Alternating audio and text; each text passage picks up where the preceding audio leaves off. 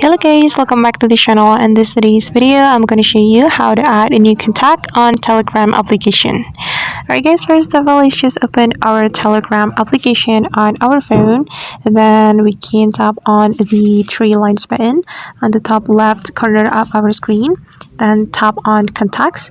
And here you can add new contact to your Telegram.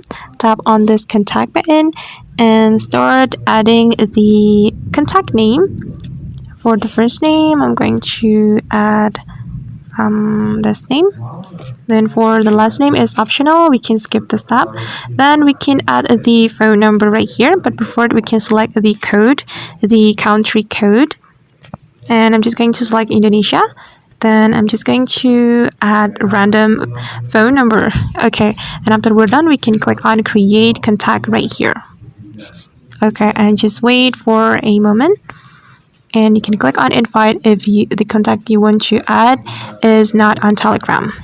Alright guys, and that's how we can add a new contact on Telegram. I hope this tutorial will be useful for you.